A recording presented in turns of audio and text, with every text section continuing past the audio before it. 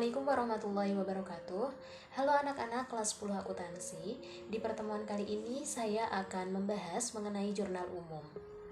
Jangan lupa untuk simak baik-baik dan selamat belajar. Jadi di pertemuan sebelumnya kita sudah membahas mengenai analisis bukti transaksi.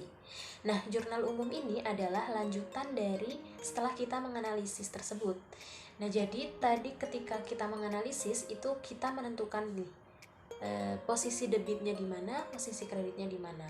Nah, untuk penulisannya secara lengkap itu dituliskan di jurnal umum. Nah, sebenarnya apa sih jurnal umum itu? Jadi jurnal umum adalah formulir khusus yang dipakai untuk mencatat setiap bukti transaksi berupa pendebitan dan pengkreditan secara kronologis beserta penjelasan-penjelasan yang diperlukan dari transaksi tersebut. Nah, ada hal-hal penting yang harus dan perlu diperhatikan dalam proses pencatatan jurnal umum. Yang pertama adalah transaksi harus dicatat secara berurutan. Kenapa?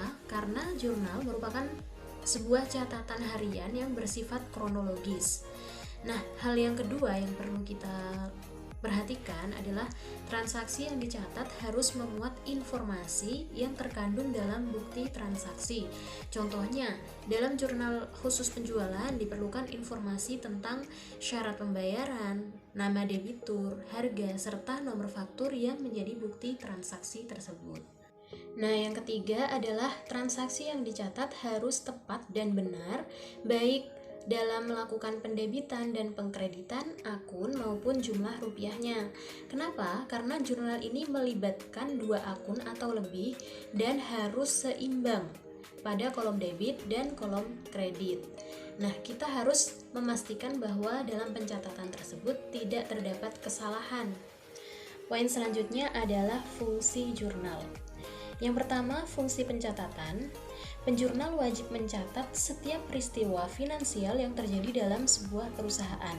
Lah, mengapa demikian? Karena tiap perubahan kekayaan, modal, biaya, dan pendapatan harus dicatat ke dalam jurnal terlebih dahulu agar laporan keuangan perusahaan dibuat dengan lengkap. Poin yang kedua adalah fungsi historis. Pencatatan setiap transaksi dilakukan secara kronologis berdasarkan tanggal terjadinya transaksi. Nah, jurnal ini menggambarkan kegiatan perusahaan sehari-hari secara berurutan dan terus-menerus. Perkembangan dalam perusahaan dapat kita lihat dalam jurnal umum. Yang selanjutnya adalah fungsi analisis. Pencatatan jurnal merupakan hasil analisis transaksi berupa pendebitan dan pengkreditan akun yang terpengaruh beserta dengan jumlahnya. Nah, yang selanjutnya fungsi instruksi. Catatan dalam jurnal merupakan perintah untuk mendebit atau mengkredit akun sesuai dengan catatan dalam jurnal. Pencatatan dalam jurnal tidak sebatas dokumen transaksi dalam perusahaan, tetapi merupakan instruksi. Yang selanjutnya adalah fungsi informatif. Catatan dalam jurnal memberikan penjelasan mengenai transaksi yang terjadi dalam perusahaan tersebut. Lalu, bentuk jurnal umum itu seperti apa sih? Jadi, dalam jurnal umum itu yang pertama kita lakukan adalah membuat judulnya terlebih dahulu. Nah, judulnya ini terdapat 3 baris. Jadi, yang pertama adalah nama perusahaannya. Lalu, baris yang kedua adalah jenis laporan keuangan yang akan kita buat. Lalu, yang bawahnya lagi adalah periode waktunya. Lalu, langkah selanjutnya adalah kita membuat tabel. Nah, tabel tersebut berisi 6 kolom. Kolom yang pertama berisi tentang tanggalnya, kolom yang kedua adalah nomor bukti transaksi, kolom yang selanjutnya adalah keterangan, lalu kolom yang keempat referensinya, lalu yang selanjutnya adalah keterangan debit dan kreditnya. Selanjutnya adalah langkah-langkah pembuatan jurnal umum. Nah, langkah yang pertama adalah mencatat tanggal transaksi pada kolom tanggal sesuai dengan tanggal yang tercantum pada bukti transaksi. Nah, untuk penulisan periode akuntansinya, baik itu tahunan ataupun bulanan, itu cukup ditulis 1 kali saja di sebelah kiri. Lalu langkah yang kedua adalah mengisi kolom kode bukti transaksi dengan nomor bukti transaksi. Jadi pada kolom kedua kan ada nomor bukti transaksi. Nah, itu diisi sesuai dengan bukti transaksi yang kita dapat. Langkah yang ketiga adalah pada kolom akun atau keterangan, tuliskan nama akun yang mengalami perubahan akibat transaksi yang terjadi. Nah, untuk penulisan akun yang terdapat pada sisi debit dituliskan lebih merapat pada kolom nomor bukti transaksi, sedangkan akun pada sisi kredit itu ditulis lebih menjorok ke kanan, paling tidak 3-7 spasi lah, sehingga kedua nama akun tersebut tidak sejajar. Setelah itu tambahkan penjelasan singkat untuk mendukung kolom referensi apabila dibutuhkan. Lalu selanjutnya langkah yang keempat adalah isilah kolom debit dan kredit sesuai dengan analisis transaksinya, dan jangan lupa untuk mencatat jumlahnya berapa. Untuk lebih jelasnya kita langsung ke contoh soalnya. Nah, soal yang pertama adalah pada tanggal 2 Agustus, penerimaan uang tunai untuk setoran investasi Arini sebagai pemilik modal perusahaan sebesar 35 juta. Nah, penerimaan uang tunai sebagai modal untuk perusahaan, maka di sini kas bertambah. Kas bertambah, maka dia berada di sisi debit sebesar 35 juta. Lalu karena dia mengeluarkan uang untuk modalnya, maka modal Arini juga bertambah. Modal jika bertambah kita tulis di sisi kredit sebesar 35 juta. Lalu transaksi yang kedua, pada tanggal 3 Agustus pembayaran sewa tempat untuk bulan Agustus sebesar 1 juta. Nah, penulisannya di sini kita perlu garis bawahi pembayaran sewa tempat. Maka di sini beban sewanya bertambah. Nah, beban sewa bertambah berada di sisi debit sebesar 1 juta. Nah, karena kita mengeluarkan uang untuk membayar sewa, maka kas berkurang. Dia berada di sisi kredit sebesar 1 juta. Kita tulis di jurnal umumnya. Lalu, transaksi yang ketiga, pada tanggal 5 Agustus, penerimaan pinjaman uang dari bank sebesar 5 juta.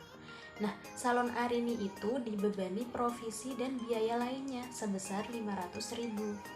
Nah, untuk analisis transaksinya, di sini kita bisa melihat. Jadi kas itu bertambah kan sebesar 5 juta. Tapi kas tersebut dikurangi dengan biaya provisi. Jadi karena salon Arini diberikan beban sebesar 500.000, maka kasnya 5 juta dikurangi dengan 500.000, maka kita catat 4.500.000. Lalu di sini ada beban lain-lain. Beban lain-lain ini bertambah karena salon Arini itu dibebani provisi dan biaya lainnya. Nah, beban bertambah berada di sisi debit sebesar 500.000. Lalu untuk akun kreditnya adalah hutang bank karena Arini meminjam uang dari bank, maka hutangnya itu bertambah. Kita catat di sisi kredit sebesar 5 juta. Lalu yang selanjutnya, transaksi selanjutnya adalah pembelian peralatan sebesar 23 juta dan perlengkapan sebesar 4 juta. Dibayarkan secara tunai sebesar 10 juta dan sisanya dibayarkan secara kredit. Nah, pencatatannya yang pertama adalah peralatan salon bertambah karena dia membeli peralatan sebesar 23 juta, maka bertambah berada di sisi debit, kita tulis sebesar 23 juta. Lalu yang selanjutnya perlengkapan kecantikan. Karena dia membeli perlengkapan, maka perlengkapan bertambah berada di sisi debit sebesar 4 juta. Nah, karena dia membayar secara tunai sebesar 10 juta, maka kas berkurang. Dia berada di sisi kredit sebesar 4 juta. Nah, sisanya itu dibayarkan secara kredit. Nah, tadi peralatan sama perlengkapan jika kita jumlahkan itu sebesar 17 juta. Lalu karena dibayarkan secara tunai sebesar 10 juta, maka sisanya adalah 17 juta. Dibayarkan secara kredit, kita tulis hutang usaha. Nah, untuk transaksi selanjutnya pada tanggal 12 Agustus, pembayaran iklan koran sebesar 500.000. Nah, kita catat nih, beban iklan bertambah, maka dia berada di sisi debit sebesar 500.000. Lalu, karena dia membayarkan dan mengeluarkan uang kas, terdapat pengeluaran uang, maka kas berkurang, berada di sisi kredit sebesar 500.000. Transaksi selanjutnya pada tanggal 17, penerimaan uang tunai dari penjualan jasa salon sebesar 7 juta. Nah, kita catat nih, karena dia menerima uang tunai dari penjualan salon, maka kas bertambah, berada di sisi debit sebesar 7 juta. Lalu di situ pendapatannya juga bertambah, berada di sisi kredit sebesar 7 juta. Nah, transaksi yang terakhir pada tanggal 9 Agustus, pembelian perlengkapan kecantikan secara tunai seharga 3 juta. Nah, untuk pencatatannya adalah perlengkapan bertambah karena dia membeli perlengkapan. Maka perlengkapan dia termasuk harta, bertambah, berada di sisi debit sebesar 3 juta. Lalu, karena dia membeli perlengkapan secara tunai, maka kas berkurang. Dia berada di sisi kredit sebesar 3 juta. Sekian yang dapat Ibu sampaikan. Semoga materi hari ini dapat bermanfaat bagi kita semua. Setelah ini kita akan berdiskusi melalui WhatsApp group dan Ibu akan menge-share soal kuisis untuk kalian kerjakan. Jangan lupa untuk tetap semangat dalam belajar, tetap terapkan protokol kesehatan dan semoga sehat selalu. Wassalamualaikum warahmatullahi wabarakatuh.